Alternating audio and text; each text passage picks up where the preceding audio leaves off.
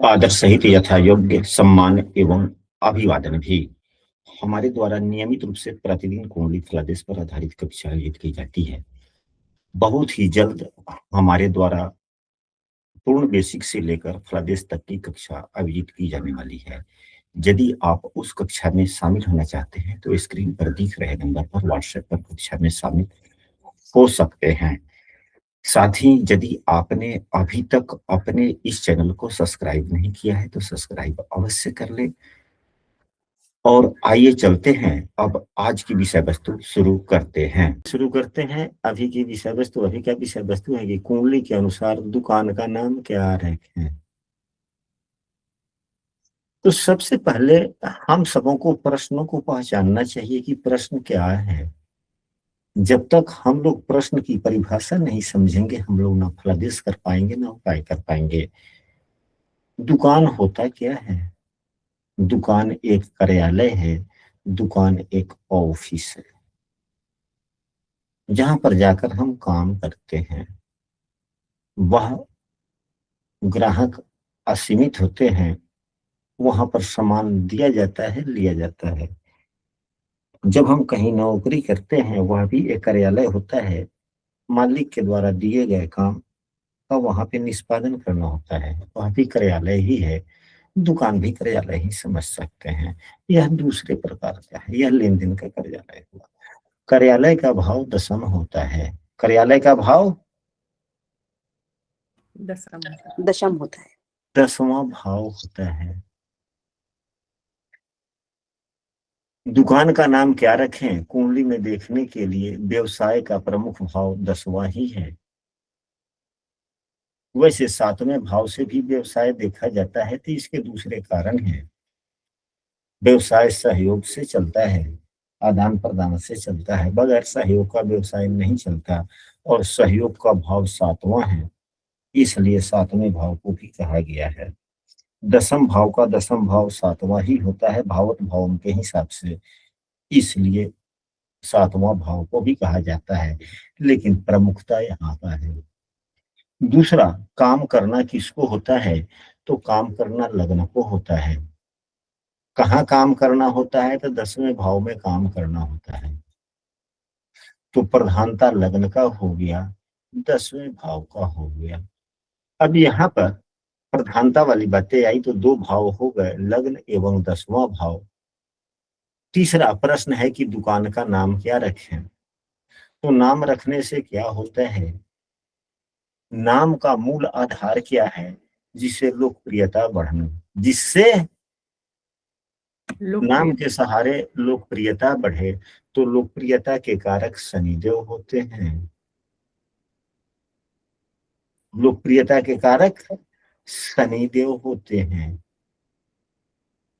व्यवसाय के कारक बुधदेव होते हैं। नाम ऐसा हो कि जो व्यवसाय को बढ़ाने वाला हो, यानी कि बुध से भी संबंध रखता हो, लोकप्रियता से संबंध रखता हो, दशम भाव से संबंध रखता हो, लग्न से संबंध रखता हो। साथ ही चंद्रमा एवं शुक्र को कभी नजरअंदाज नहीं किया जा सकता। शुक्र भी भावनात्मक ग्रह है, चंद्रमा भी। शुक्र सुंदरता रूपी भावनाओं का प्रतीक है तो चंद्रमा अंतरात्मा रूपी भावनाओं का प्रतीक है। यानी कि चंद्रमा एवं शुक्र भावनात्मक जुड़ाव देता है। शुक्र एवं चंद्रमा, तो इन सबों का जो कंजक्शन हम एक जगह करते हैं और उसका जो निष्कर्ष निकलता है वही दुकान का नाम हो जाता है। कौन कौन? तो लग्न का 10वां भाव, लग्न 10वां भाव शनि बुध शुक्र चंद्रमा। इन सबका प्रभाव, इन सभी का 10वां भाव पर किसका सबसे ज्यादा प्रभाव है? 10वें भाव का 10वें भाव पर, यानी कि 10वें भाव के स्वामी। 10वें भाव का 10वें भाव पर प्रभाव, यानी कि 10वें भाव के स्वामी का प्रभाव।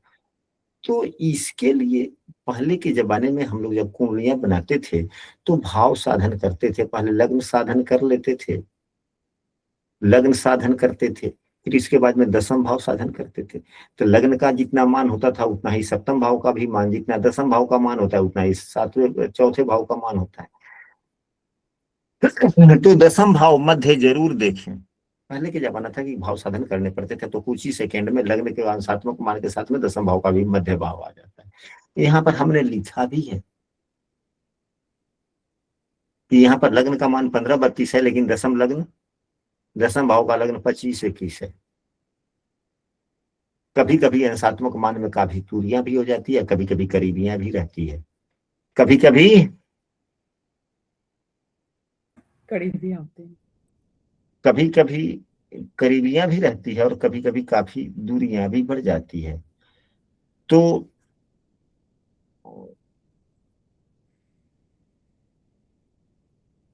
ए आर वी आई देखते हैं उतना ही अंशात्मक मान है या कम ज्यादा है। तो चाहे अंशात्मक मान जो हो, हम देख लेते हैं पुनः।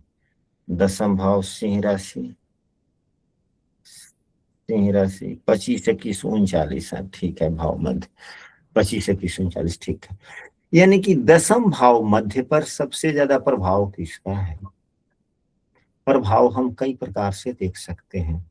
दसम भाव मध्य यानी कि सिंह राशि का 25 अंश 25-21 है, यानी कि 25 अंश कौन सा नक्षत्र में पड़ता है? सिंह राशि का 25-21 किस नक्षत्र में पड़ता है?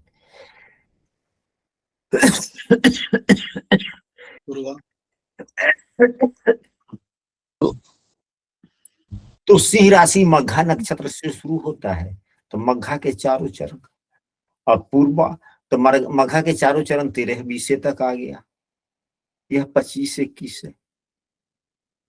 तो यह पूर्वा फाल्गुनी का चौथा चरण हो गया। पूर्वा फाल्गुनी के चौथा चरण हो गया। पूर्वा फाल्गुनी के स्वामी कौन होते हैं? शुक्रदेव होते हैं।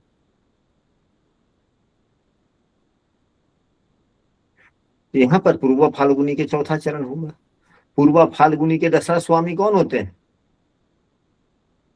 शुक्रदेव। शुक्रदेव। शुक्रदेव ही होते हैं। शुक्रदेव सिंह राशि में ही 23-43 के बैठे हुए हैं।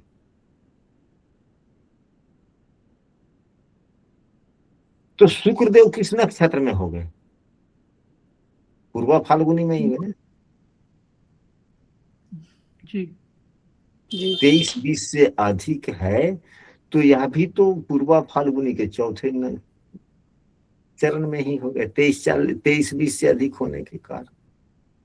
यानी कि दसम भाव मध्य है, जिस राशि में जिस नक्षत्र में है उसी नक्षत्र में शुक्रदेव भी है। शुक्रदेव यहाँ पर दसम भाव में भी है।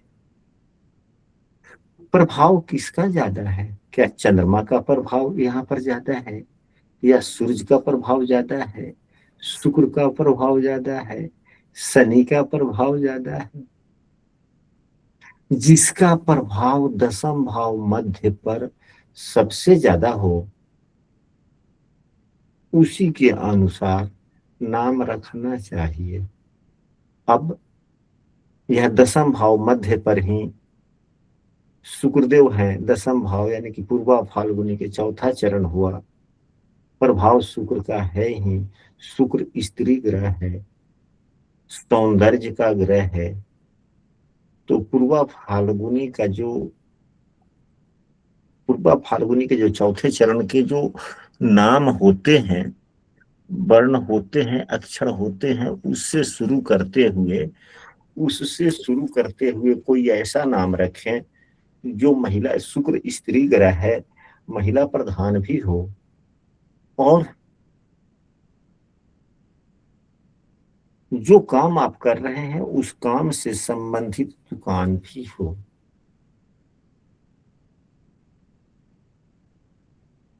वैसा नाम रख सकते हैं। तो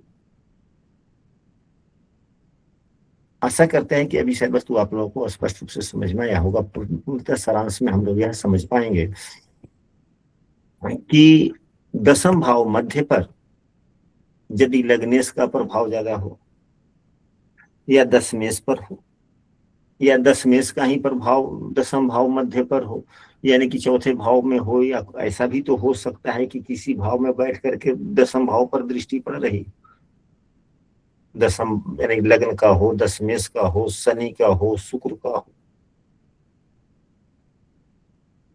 बुध का हो, तो ग्रहों से संबंधित भी नाम रखने चाहिए।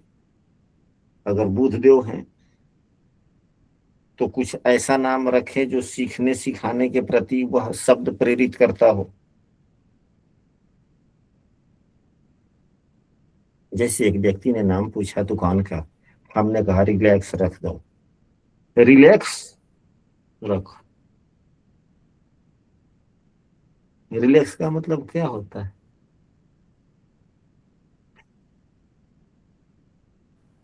आराम। आरामदायी, आराम होता है। तो वह उनके कुंडली के हिसाब से ही नाम कुछ आया, हमने कहा रिलैक्स रखो। ठीक ही तो नाम का चयन करना कोई बड़ी बात नहीं है, लेकिन हम लोग सिर्फ एक आधार ले सकते हैं समझने का।